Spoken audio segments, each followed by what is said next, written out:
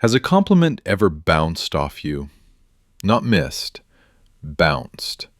Heard, understood, and quietly refused entry.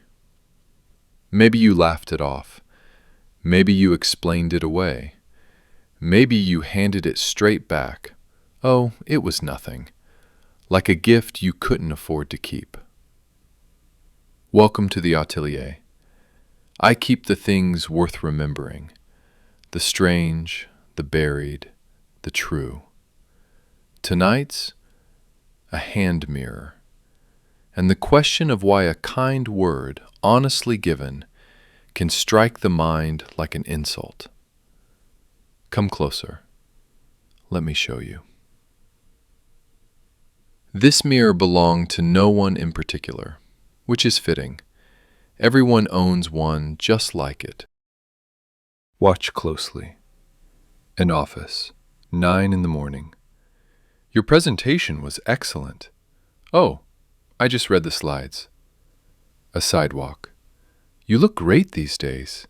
Huh, it's the jacket. A kitchen table, one friend to another. You're a better mother than you think. Silence. A change of subject. 3 people, 3 gifts.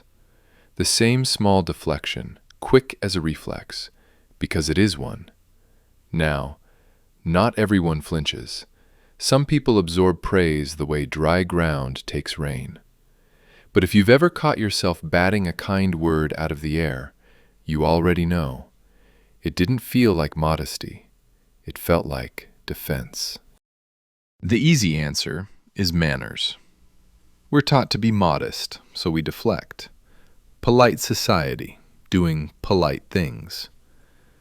The easy answer is wrong, or rather, too small. Manners explain the words. They don't explain the flinch underneath. That small, internal no that fires before you've had time to be polite.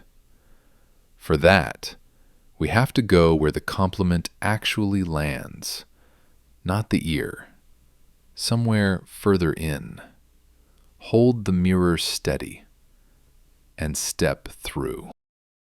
You carry a picture of yourself, not the face in the bathroom mirror, an older one, drawn from memory, painted in the dark, and the mind is strangely loyal to it. People tend to seek out and accept the feedback that confirms the self they already believe in, even when that self is unflattering. The familiar picture feels safe, predictable, ours. So a compliment never lands on neutral ground. It lands beside that picture and proposes a brighter one. 2 reflections now, yours and theirs. And the mind quietly asks the only question it knows how to ask. Which of these is true? In 1961, the psychologists Sharif and Hovland mapped how minds receive messages. Around every belief you hold, they proposed, sits a band, a latitude of acceptance. Ideas that land inside it get pulled in, absorbed, made part of you. Ideas that land outside it aren't merely ignored, they're pushed away, judged as more extreme, more wrong than they actually are. And the more a belief matters to you, the closer it sits to who you are, the wider that rejection zone grows.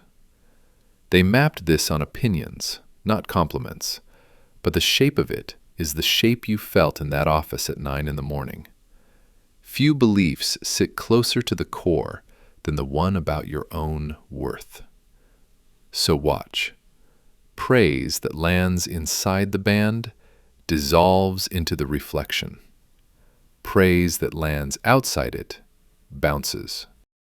Here's the cruel part. A message that lands too far outside the band doesn't simply fail.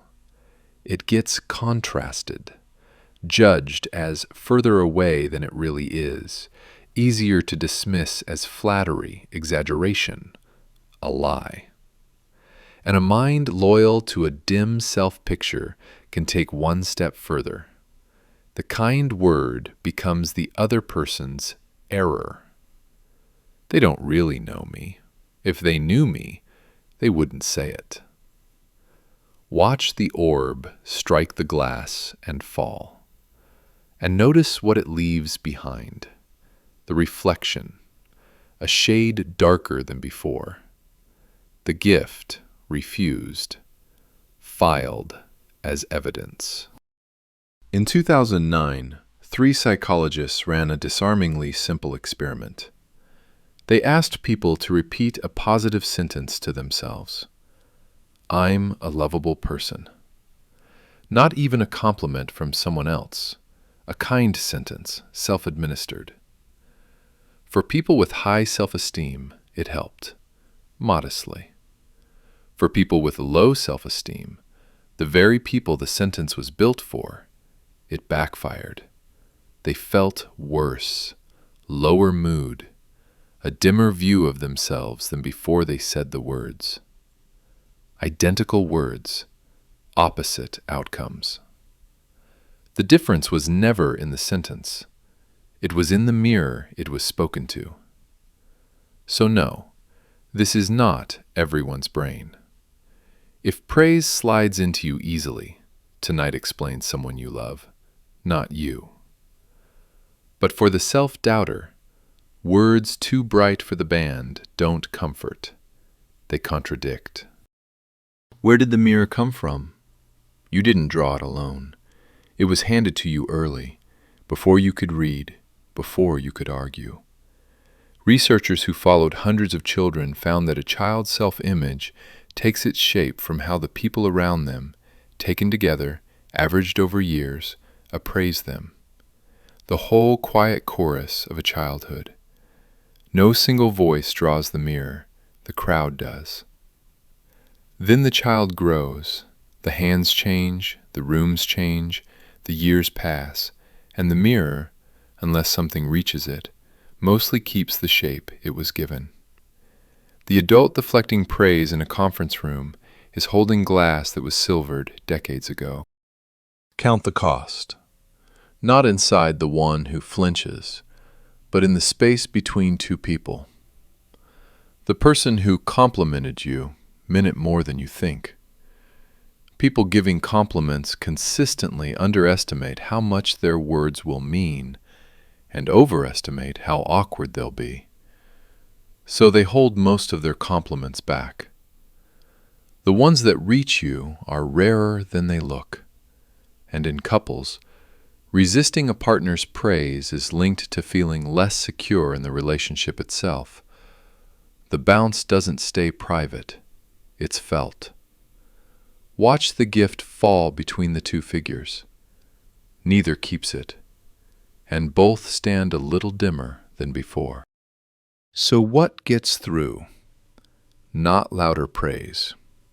When researchers watched adults praise children, the children with the least confidence were given the most inflated praise, and it was precisely those children who then shied away from challenges.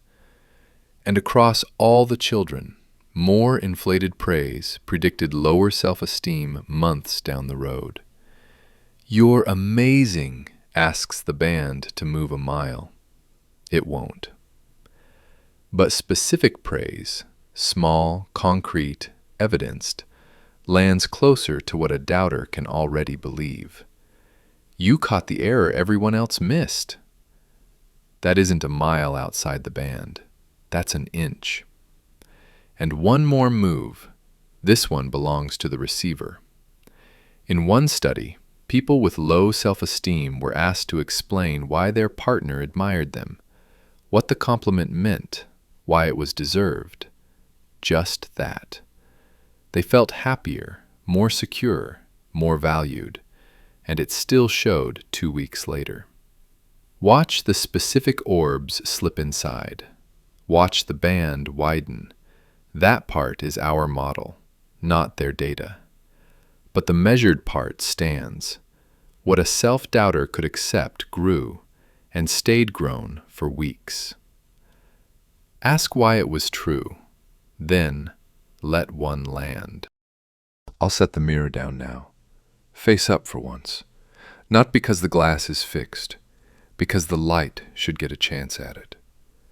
Somewhere out there, someone is about to hand you a small, true thing. You'll feel the flinch, that's old silver, doing what it was taught. You don't have to argue with it. Just hold the gift a moment longer than usual, and ask why. The mirror stays face up. Good night. Mind the glass on your way out.